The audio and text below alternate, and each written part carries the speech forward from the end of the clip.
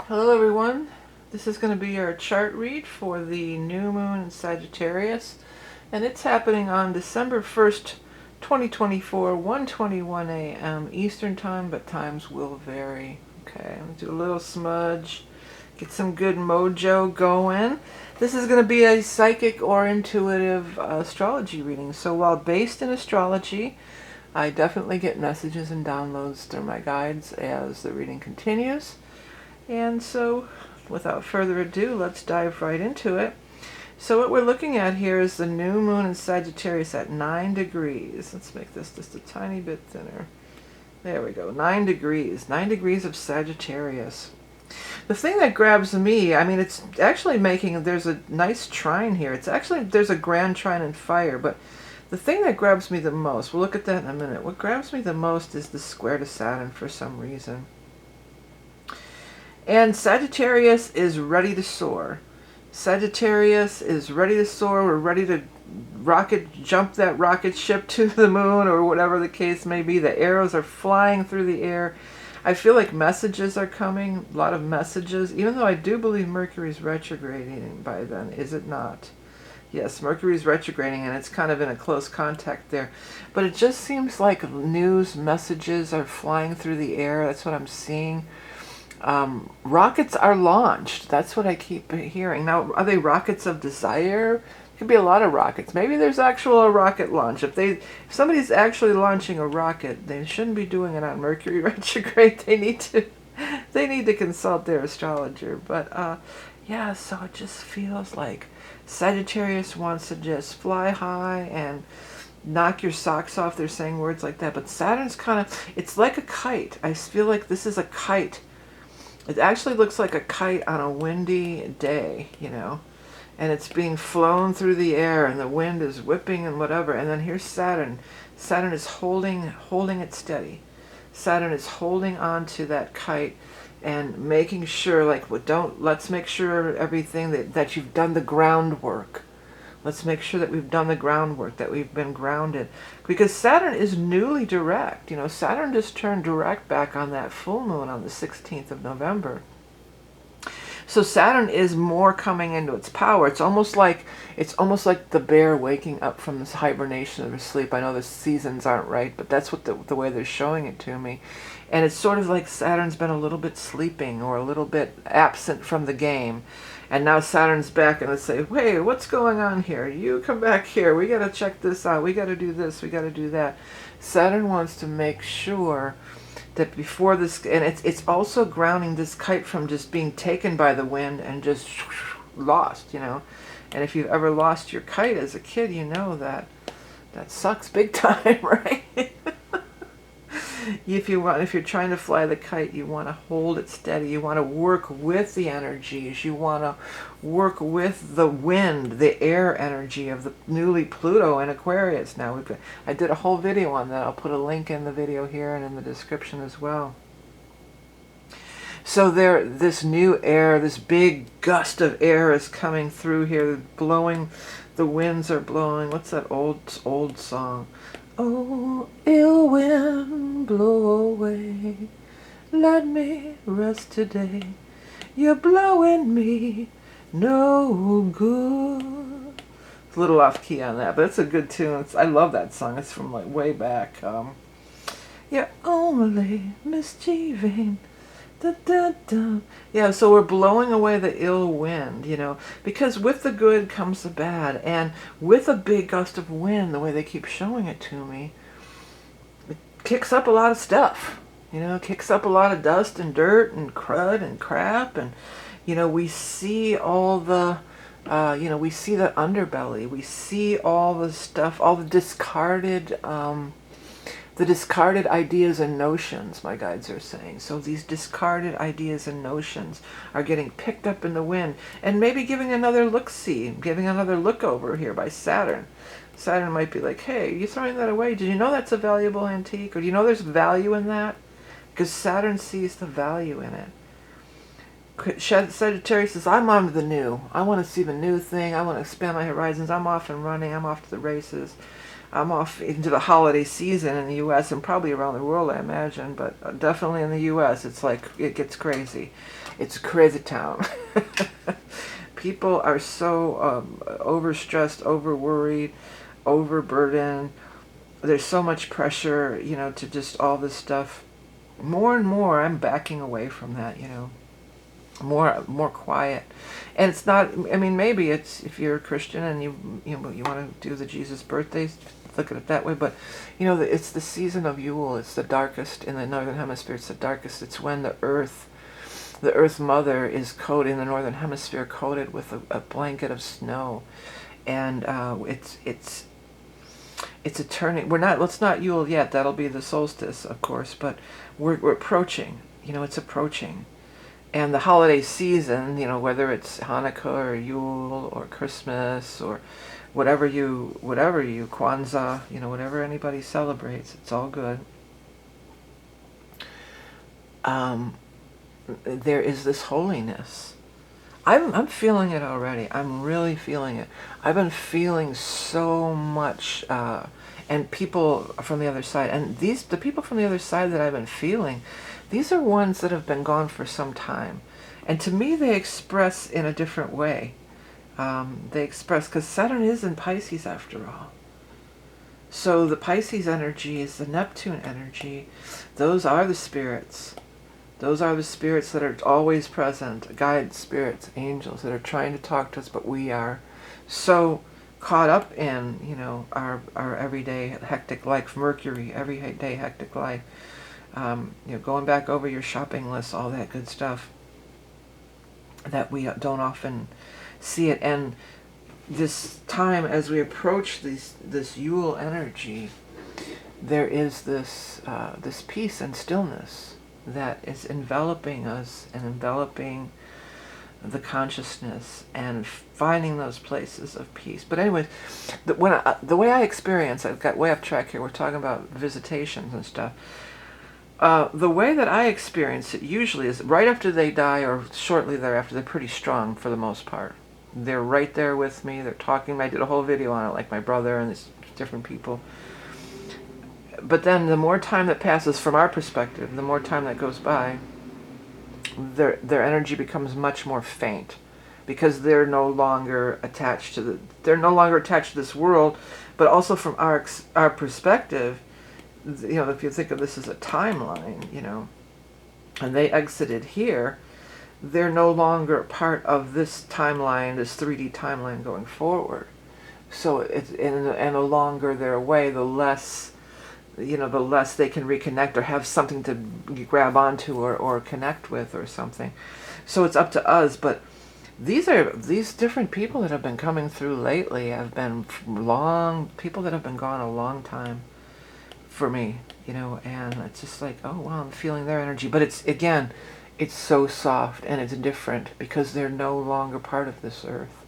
They no longer have skin in the game, so to speak, literally. You know, they're no longer in the flesh. They no longer have the skin in the game. Yeah, well, the new moon, let's get onto this too, because we have this grand trine of fire. It's north, sun and moon at 9 degrees of Sag. Look at this trining over here to this beautiful north node, and then Mars. So, I mean, there is an element of, let's get really motivated. Let's get motivated. Let's get to our heart's desire, what we're truly after. Mars is in Leo. You know, Mars wants to, you know, I keep hearing like le cœur, like the heart in français. And, you know, this heart thing, courage, you know, it takes courage. It takes bold moves and courage.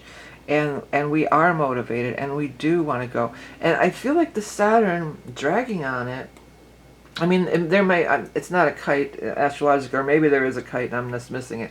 I'm seeing it as a symbol, by the way. When I started the whole thing about the kite, I wasn't talking about an aspect. There may be, we'd have to look, but this was the symbol, the visual, the psychic. This is the psychic part of the reading, okay? For those of you sticklers of astrology, that's the psychic part of the reading. But we need Saturn, you know. This is a good time maybe to accomplish all this, you know, holiday shopping and food prep and all the stuff that we have to do extra at this time of year. Or maybe a time of getting our plan together. Getting our plan together for the solstice, because technically that is the new season, you know, not necessarily January 1st, you know. So, you know, getting our plan together for the solstice. What do we want this next chapter of our life to be about? What are we excited about? What is thrill? I'm hearing that old song, hold me, thrill me, dun dun dun dun dun until you listen. Oh, I'm way the hell off on that. I can't catch it. But it's the old 50s song, hold me, thrill me, hold me in your arms and let me feel you, or something. I don't know. I think I'm blinging in some other tunes here.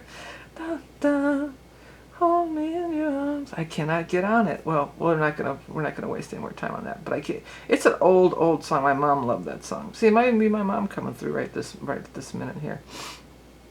But yeah. So what does light us up? Fire. What gets that fire in our belly going? This is all fire energy. What gets that fire in our belly going? What lights us on fire? What sparks our interest? What lights us up? That's going to be the next thing. You know, we want to make a plan, you know, make a viable plan with Saturn. We'll make that viable plan that can propel us into the next chapter, the next year, because we are going to have this fire energy is going to be real prevalent. When we have next year, we're going to have Saturn and we're going to have Neptune. Both are going to dip in there. Saturn's already at 27. It's going to dip in. The other thing that catches my eye right here, well, we've got Venus conjunct Sirius, but Venus is trying Uranus. So we've got this Earth energy, again, grounding us. And if you have something over here at Virgo in the 20-something, you know, 22 to 25, say, or 26 range, in the 20s, you know, that's filling in a grand trine for you. But this is stability. This reminds me of Venus in Capricorn, duty towards family, you know. Perhaps going to, don't forget to go pick up Granny from the nursing home or go visit her, or maybe drop off some food for some people who are old, and, you know, because Ceres is the god of the grain too, you know, that are old and not able to get out to, you know, because I'm feeling like there's people in places we might be having some bad weather. I hope not. But I'm feeling like I'm seeing like snowstorms and people not being able to get out to the store or whatever. Check on your elderly neighbors even, or call your grandma if she's still living. Call your grandpa if he's still living. Grandpa, papa, whoever you call him. Because there's this thing. And then it's also,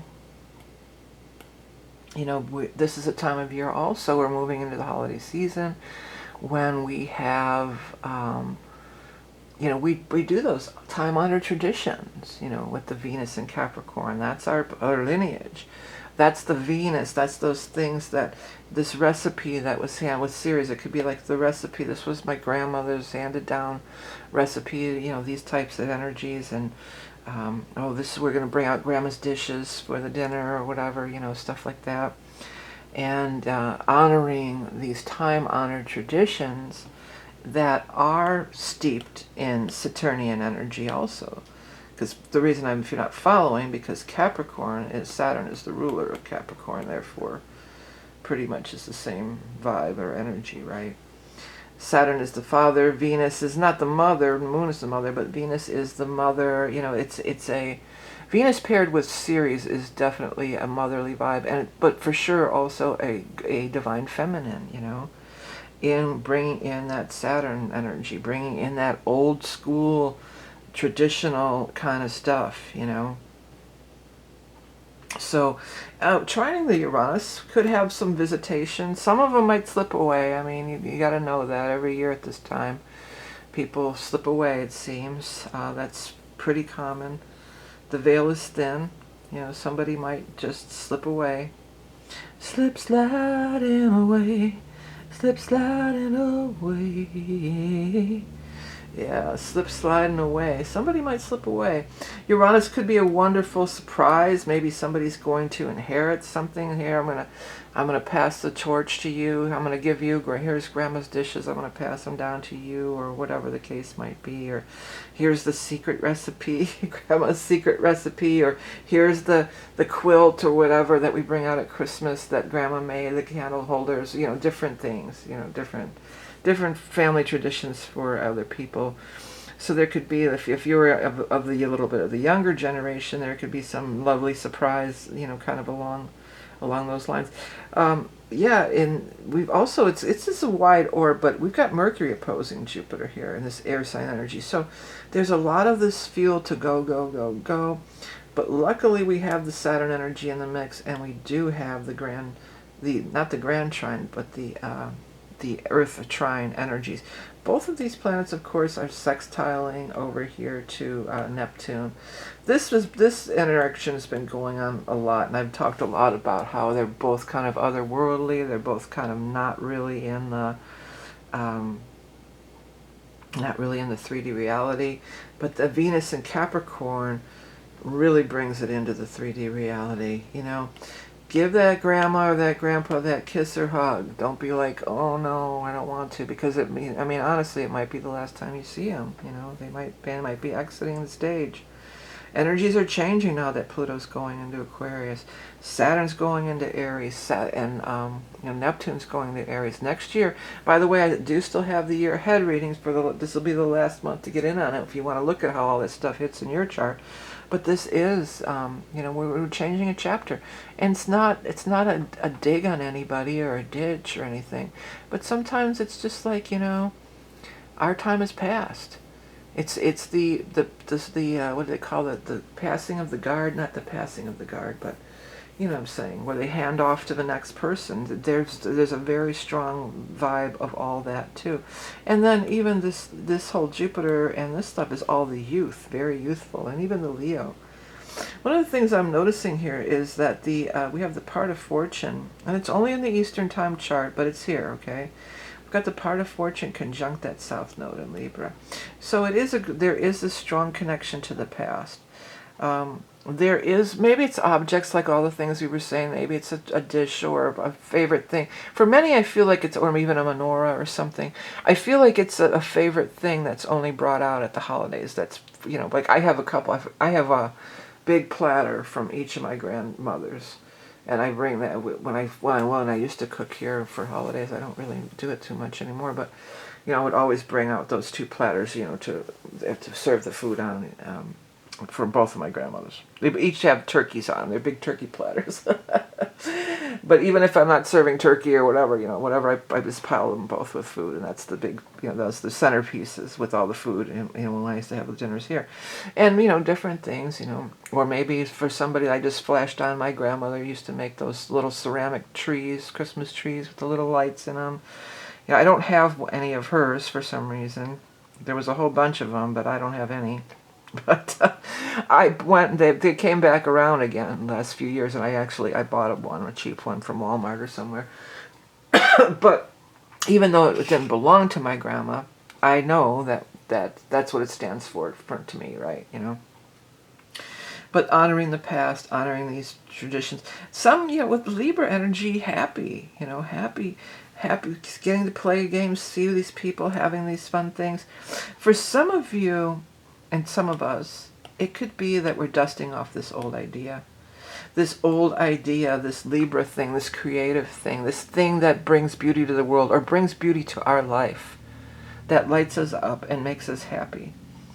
That maybe we'll have with all the fire energy going on here, that maybe we can really get inspired to do it again. Or, I'm seeing all the crocheted stuff. I crochet my what off. During COVID, I was crocheting my butt off big time, man. And I have so many. From now I just usually make baby blankets because everybody's having baby. Then a baby comes up, here I got one ready. What color do you want? I got a couple after COVID. I got a couple of things full of them. But every winter I would always crochet, and that's another thing that was passed down from my grandmothers both. Mainly the one grandma with the Christmas trees, but the other one crocheted too.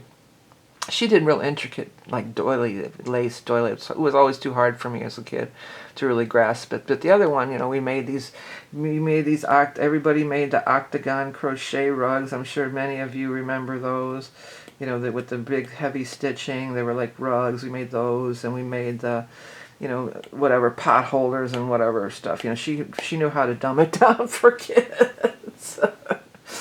But, if I weren't crocheting, maybe I'd pull out one of my grandma's Afghans and say, oh, I want to get back into crocheting again, or with this Libra stuff. Or it doesn't have to be creative, but there's a very strong vibe of creativity surrounding this whole Libra South Node thing that is a remembrance.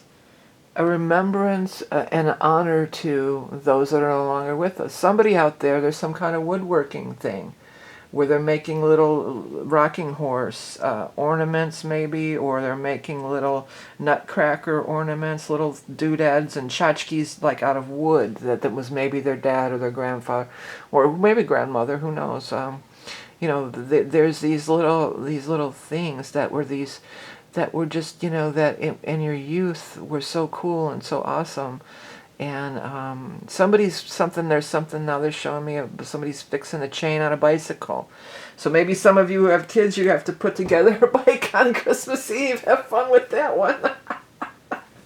But you're remembering maybe, your dad or whoever, showed you how to put oil on your bicycle chain or whatever when you were little. So there's these magical moments, these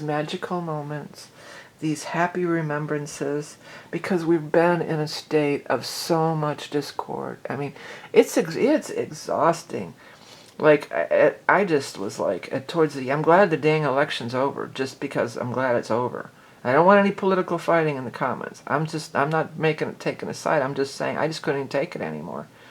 It was just like, if it's anything political, I don't want to freaking hear it. I can't even listen to it. It's just so toxic and so embittered and so nasty, and it's just so, ugh. I just don't, and I'm not talking stick your head in the sand and not pay attention to what's happening in it, but towards the end there, I just could not even deal anymore. And some of the things, like if you're radio or television, I try not to listen to any of it, but some of the stuff I didn't have ad-free. I got this, sometimes they'll give you really good deals on certain cable stations. 3 months for $10 or something. I'll say, all right, I'll give it a try. But then you got to tolerate the ads, right? You can't fast forward through them. Then, just like pound, pound, pound, pound. It's just like, ooh. So, okay, in the U.S., the election's over.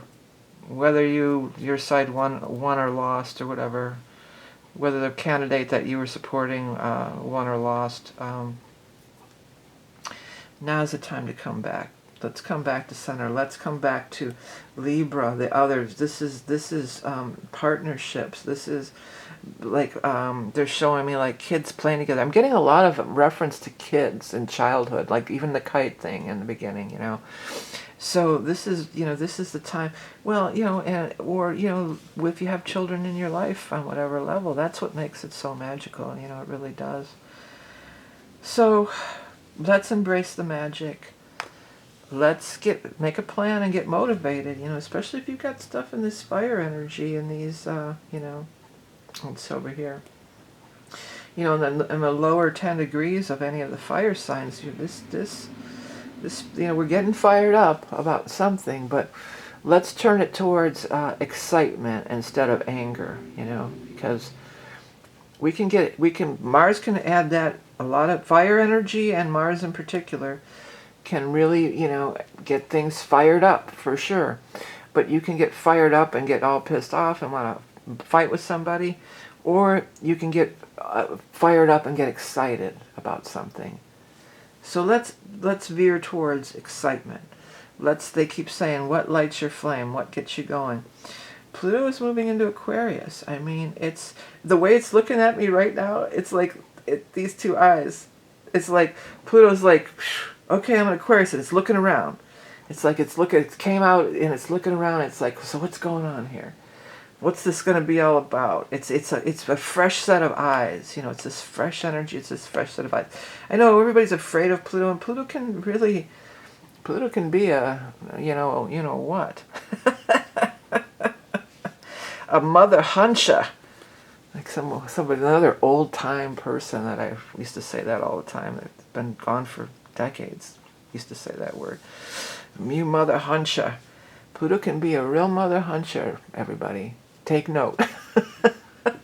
But you know, it's powerful energy. It's powerful energy for change. We're turning the page. And in the sign of Aquarius, I mean, I did a whole video. I'll link to it again. It's still relevant, you know. I did a whole long video on it. I'll link to it at the end about Pluto and Aquarius. It really is us entering into this next stage of development as humankind, okay? And that's not fighting over, you know, whatever. All the fighting, it's just so, I just can't even. You know, I just can't even engage at all. You know, I haven't even been signing on any social media, nothing. I just, and anything that's any kind of commercials, it's just like, you know, any kind of talk shows or even, you know, YouTube interviews, if it's politically slanted, I don't want to hear it. I just have had it enough. Okay? The election's over. Let's chill out now. Let's enjoy the holiday. Let's try to put those little eyeballs up there and see what Pluto's got to offer. Because Pluto's like, oh, what's good? So what's going on here? And then we got other stuff going on here. It's looking around. It's getting the lay of the land. It's checking out the situation. Seeing what's up. What's up, Pluto? All right, everybody. Well, that's about what I've got here for the reading. There's more. I'm sure there's more. There's always more. I may have missed some big thing, but if I did, I did. Yeah, so let's get fired up.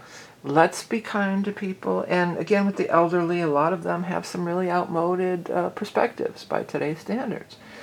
But, you know, maybe they fixed your bicycle chain when you were, you know, or whatever. Maybe they put a Band-Aid, kissed your boo-boo and put a Band-Aid on it. You know, try to remember those times. Maybe they gave you a cookie or they were kind to you. You know, let's try to embrace that and cherish that and flourish in that and feed that. Feed the wolf. Feed that wolf, not the other one. We fed the other one enough already for a while, I would say. Okay, everybody? Hey, don't forget about the year ahead reading. Again, there's all these big transit changes and everything. A lot of people have been ordering. We're moving into December. This is last month. It's not after the end of December. That's it for the year. So check it out. It's a pretty thorough reading. It's about maybe 10 minutes of some quick astrology, looking at all the stuff, you know, the basic stuff that's coming up. Any transits, not just the eclipses. First and foremost, I kind of take a look at the eclipses, but if there's something really obvious in your chart, like you're having a Saturn return or you're getting some huge aspect, it will be discussed, okay? We will look at it. And then we go through and lay out tarot for the 4 quarters of the year, and we do psychic tarot reading and even an animal totem. So it's, you know, it's a pretty thorough reading, especially for the price. I have not raised the price in 10 years or more. I've been doing it maybe 11 years. So, you know, this is the time. Get in while the getting's good. All right, everybody. Thanks for tuning in. I hope you have a wonderful, beautiful new moon in December. It's the first of the month. Got all this. It's 1/2. It's 12/1. The date is 12/1, and it's at 1:21. 12/1, and the time is 1:21. So that's at 121. Double numbers, which adds up to a 4. But it's also, you know, we could go on for days about that too, but you know, there's something really synchronistic and magical about that in itself. Now I know this is only for Eastern time, but there is something really synchronistic, and even look at this 12A.